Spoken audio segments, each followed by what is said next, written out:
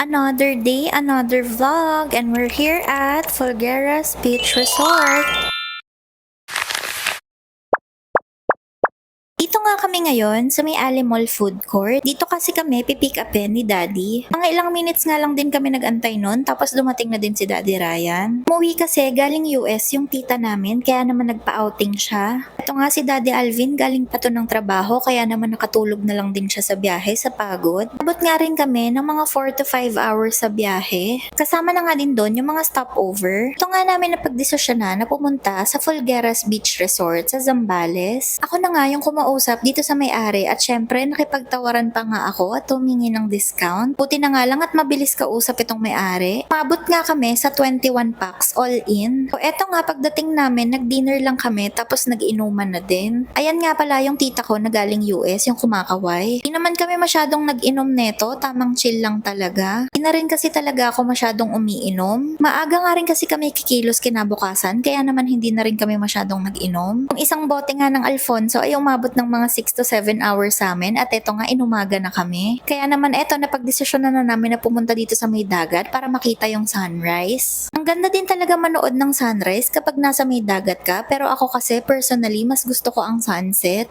Wala talaga sa plano to mga mare, tignan nyo naman at lumusong kami sa dagat ng ganito yung mga suot namin. Ang usapan talaga itatambay lang dito para saksihan yung sunrise, pero tignan nyo naman talaga namang naghilaan na kami papunta ng tubig.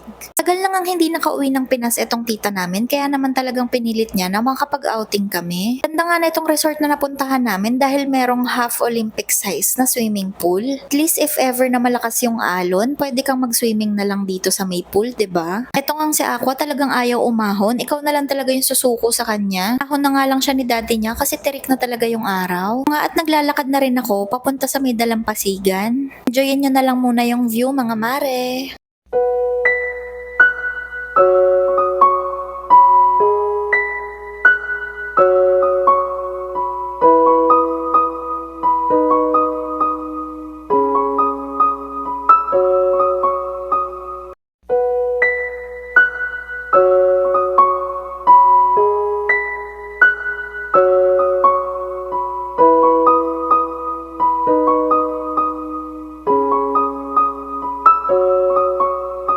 Feeling ko si Aqua at si Kian talaga yung pinaka nag-enjoy dito sa outing na to. Ito talagang magkapatid na to, talaga namang sobrang hilig mag-swimming. Sumakay nga din kami dito sa Dragon Boat. Bali marami nga sayong mag-aalok pag nandito kayo. Price ranges from 100 to 200 pesos per person. Yung amin nga na deal namin ng 100 per person. Ang dami din kasi namin. Super enjoy nga dito, pero yun nga lang hindi kami nakapagpataob. May mga kasama kasi kaming mga bata and also may dala kaming mga cellphone, baka mabasa at malaglag. Nag-usap nga kami na magra-round 2 na lang kami para magpataob kasi hindi na rin naman natuloy. After nga naming mag-activities ay umupo na lang kami dito at tumambay sa tabing dagat para manood ng sunset. Di ko na nga lang na videohan dahil bumalik na ako sa cottage, pero mga around 5 PM umulan talaga ng sobrang lakas na may kasamang kulog. Diyos ko, nakakatakot. Then eto na, dinner time. Nag-boodle fight nga kami at syempre nagdasal muna bago kumain. After nga na itong boodle fight ay nag-asikaso na rin kami at gumayak na dahil pauwi na rin kami ng Maynila. Ayun lang muna, please follow me, like and share the video. Thank you, bye!